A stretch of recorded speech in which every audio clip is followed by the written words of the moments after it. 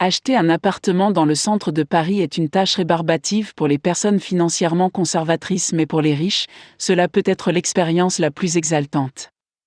Être dans le centre de la ville signifie avoir accès à tout ce qui brille dans les néons, les immeubles, les magasins, les musées, l'art, l'architecture, les théâtres et bien plus encore. Processus. Offre et acceptation. Comme dans toutes les transactions d'achat en France, la première étape du processus d'achat consiste pour l'acheteur à faire une offre d'achat d'une maison, d'un appartement, d'une villa, d'une copropriété, etc. L'offre doit être acceptée. Si le propriétaire accepte, deux types d'accords peuvent être signés, une promesse de vente ou un compromis de vente. La promesse de vente permet au propriétaire de vendre le bien à l'acheteur à un prix donné, mais laisse l'option ouverte pendant 2 ou 3 mois. Après la signature de l'accord, l'acheteur verse un acompte de 10% du prix d'achat total. Le propriétaire ne peut pas vendre le bien pendant cette période, mais si l'acheteur choisit de se retirer, le dépôt de 10% déjà versé est perdu. Le compromis de vente permet à l'acheteur et au vendeur de se mettre d'accord sur un prix et l'acheteur verse l'acompte de 10% qui indique l'engagement de l'acheteur à acheter. L'une ou l'autre des parties peut demander des dommages et intérêts au tribunal si elle décide de se retirer de la transaction. Les deux types d'accords prévoient une période de réflexion de 7 jours pendant laquelle l'acheteur peut se retirer de l'achat sans subir de pénalité. Vérification du contrat.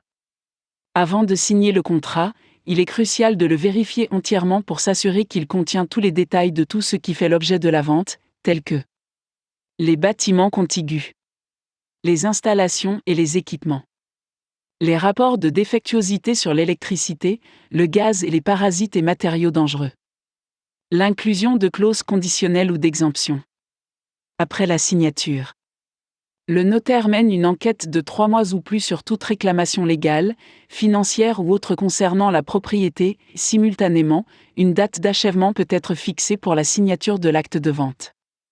Au fur et à mesure que l'enquête avance, un architecte ou un géomètre peut être appelé à ce moment-là pour effectuer un examen structurel des bâtiments afin de justifier la valeur et d'assurer la sécurité.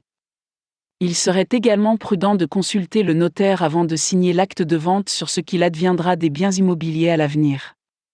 En France, les biens immobiliers appartenant aux parents sont toujours transmis aux enfants, même ceux appartenant à des étrangers, mais il ne serait pas mauvais d'en être absolument sûr. Les frais. Les principaux coûts liés à toute transaction immobilière sont les suivants. Les honoraires du notaire qui sont fixés par le ministre français de la Justice à 5% ou jusqu'à 45 735 € plus une commission de 3,5%. Tout ou partie des honoraires de l'agent immobilier, qui peuvent atteindre 10% du prix d'achat. Deux types d'impôts, la taxe foncière et la taxe d'habitation, dus chaque année au 1er janvier. Le montant est généralement payé au prorata. L'acte de vente. Une fois que toutes les recherches et enquêtes ont été effectuées et que les fonds sont disponibles pour payer le logement, tout est prêt pour une approche chez le notaire afin de signer l'acte de vente. L'acheteur étranger peut exiger la présence d'un traducteur lors de la signature afin que le document lu à haute voix puisse être traduit sur place avant la signature effective du contrat. Après la signature de l'accord, le paiement des frais et des taxes peut être effectué pour conclure la transaction. Une fois toutes ces étapes franchies, les actes d'achat seront alors enregistrés dans les livres du registre foncier et l'acheteur deviendra le nouveau propriétaire d'un bien immobilier en France. Moins.